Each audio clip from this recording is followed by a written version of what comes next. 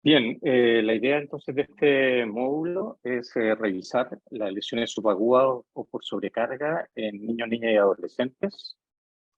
Eh, el temario que vamos a revisar son las lesiones por sobreuso en niños, niñas y adolescentes en términos generales. Luego vamos a remitirnos a una de las patologías por sobreuso, que es el síndrome de estrés tibial medial. Vamos a ver un concepto general del manejo de las lesiones por sobreuso y vamos a abocarnos finalmente al tema de la prevención de estas lesiones, que es un tema muy importante. Las lesiones subagudas o por sobrecarga en niños, niñas y adolescentes son producidas por cargas repetitivas, ¿no es cierto? Que son submaximales, con un estrés fisiológico sobre el sistema esquelético en crecimiento, esqueleto inmaduro, y que en el fondo generan una superación de los procesos de reparación tisular sin adecuado tiempo de recuperación, ¿ya? Este daño puede involucrar a la unión músculo-tendínea, puede involucrar al hueso, a las bursas, estructuras neurovasculares y muy importantemente a las físicas del esqueleto en crecimiento, y son únicas del deportista joven las lesiones apofisiarias y fisiarias. La incidencia en general de lesiones subagudas por sobrecarga en niños y adolescentes son mayores en actividades competitivas que recreativas. En Estados Unidos hay sistemas de registro de todos los niños que participan en deportes, o muchos niños que participan en deportes organizados, y ellos han encontrado más o menos una relación de 2 es a 1 entre actividad competitiva y recreativa en la incidencia, considerando que 60 millones de niños en Estados Unidos entre 6 y 18 años realizan algún deporte organizado, cerca de 44 millones participan en más de un deporte, lo que es bueno, digamos, sobre todo en menores de 12 años, y un 45,9% corresponde a lesiones por sobreuso versus un 54% de lesiones agudas. O sea, hay un porcentaje importante en la lesión por sobreuso. La prevalencia de esta lesión va desde un 37%, por ejemplo, en deportes como el esquí o el handball, a un 68% en corredores. Los factores de riesgo de lesiones por sobrecarga, así como veíamos en el tema muscular, comprenden factores intrínsecos y factores extrínsecos. Dentro de los factores intrínsecos está el historial previo de lesión, el crecimiento rápido que se produce en la adolescencia, específicamente el peak height velocity que se produce en niños, que es un poquito más adelantado en la adolescencia de sexo femenino, con menor flexibilidad relativa en la unión miotendínea. Se produce una asimetría en el fondo en el crecimiento óseo versus el componente musculotendíneo que facilita la producción de estas lesiones, y la fisis y la apófisis son poco resistentes a fuerzas de tensión, cizallamiento, por ejemplo, y fuerzas compresivas. El género, las mujeres en general tienden a tener más lesiones por sobreuso que los hombres. El peso, que es un problema actual importante de malnutrición por exceso, y los factores psicológicos que también pueden estar en el listado de factores extrínsecos, sobre todo de agentes externos como entrenadores y padres. Dentro de los factores extrínsecos está el entrenamiento competitivo, deportes con movimientos repetitivos que generan lesiones, el proceso de especialización temprana, que implica la participación en un deporte único por más de 8 meses, en un año temporal en el fondo, antes de los 12 años. El entrenamiento excesivo en volumen más de 16 horas semanales y con cargas elevadas, o sea, volúmenes e intensidades elevadas de entrenamiento o modificaciones de ella en cortos periodos de tiempo. El mal equipamiento no ajustado a la edad, el tamaño y el peso del niño y a la presión psicológica que ejercen padres y entrenadores por los logros deportivos.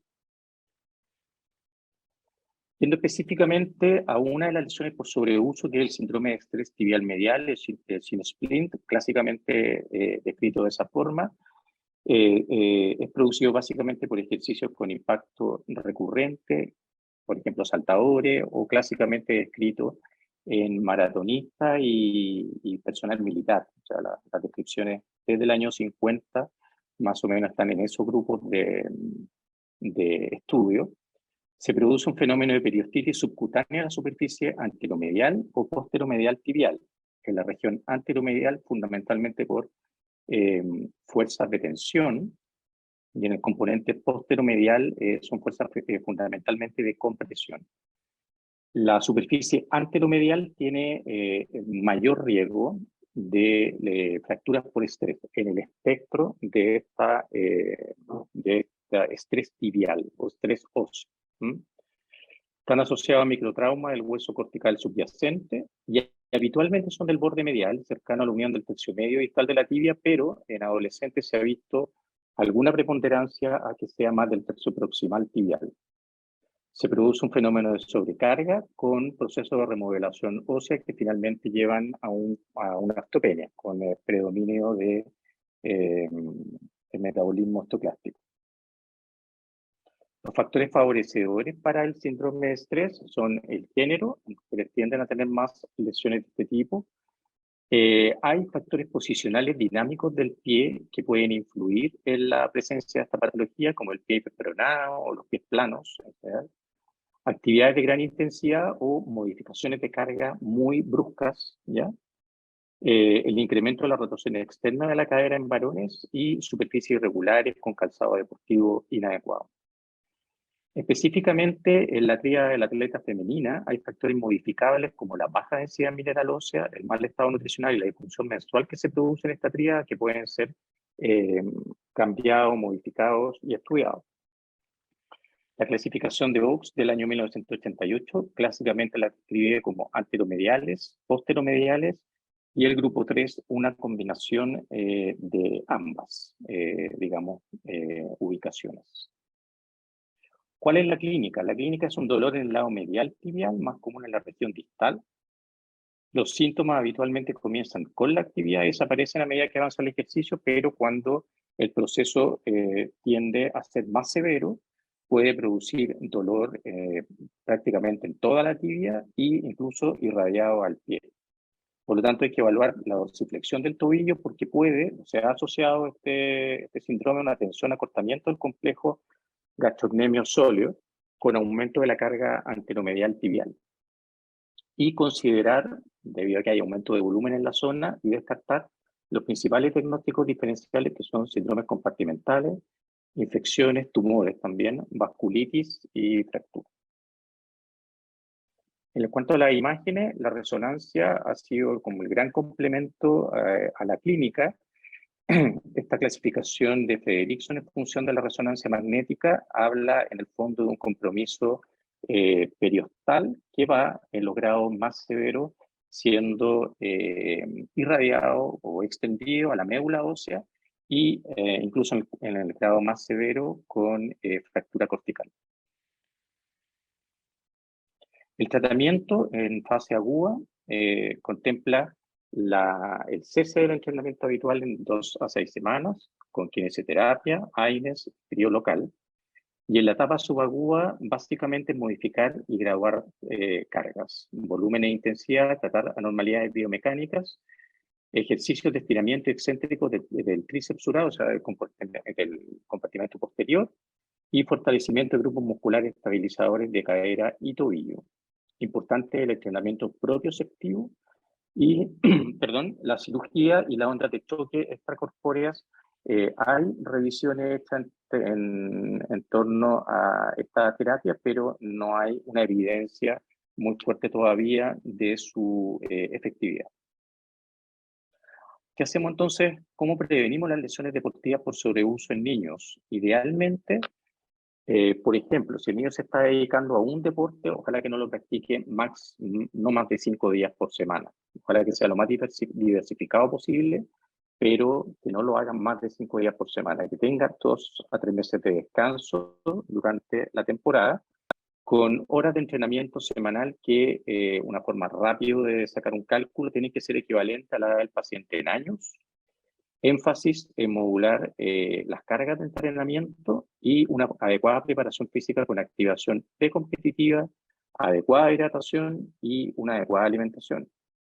Diseño de programas para mejorar flexibilidad, fuerza y los déficits de balance, específicamente balance intrínsecos, que tienen que ser muy personalizados, debido a que los estudios de balance intrínseco en grupos poblacionales mayores han sido bastante erráticos. Entonces tiene que ser una indicación y un manejo personalizado del paciente. Evitar presión excesiva entre entrenadores y padres, obviamente, y además darle a conocer y educarlo en términos del reconocimiento oportuno de este tipo de lesiones.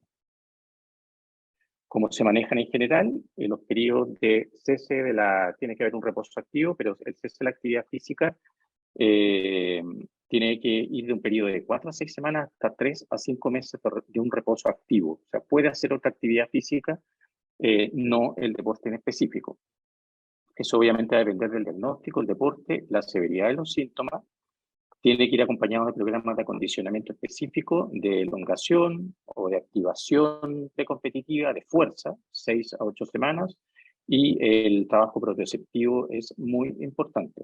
Cambio de posición en deporte en equipo, por ejemplo, en Estados Unidos cambian al lanzador o al pitch, lo cambian de posición, ¿ya? Kinesioterapia y el reintegro deportivo una vez que haya cedido completamente la sintomatología.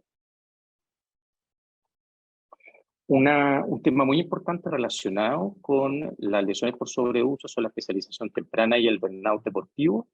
Hay bastante publicación en pediatría, incluso una posición de la Academia Americana de Pediatría respecto al tema, y enfatizan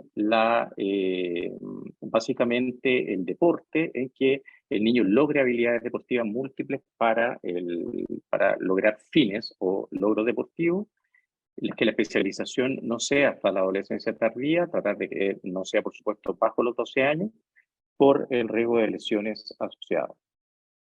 En la preparación de los niños para el deporte hay que tomar en consideración 3 aspectos fundamentales, que son el nivel de crecimiento, el nivel de desarrollo motor, sensorial, cognitivo y socioemocional, y la demanda o la tarea que le genera el deporte. Y en este sentido, quiero mostrar en esa foto el rol central que tiene la evaluación preparticipativa deportiva, que ya se hace del año 1992 por las distintas organizaciones relacionadas al deporte en niños.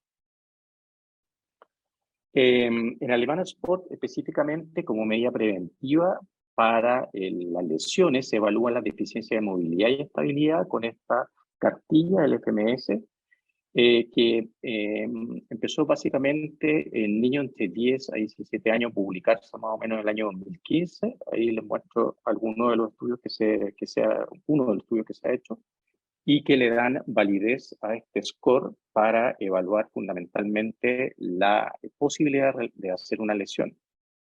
El FMS entonces evalúa 7 gestos motores más la movilidad del tobillo, y los puntajes en general sobre 14 nos dan una pauta y el paciente podría tener menos posibilidades de lesión deportiva.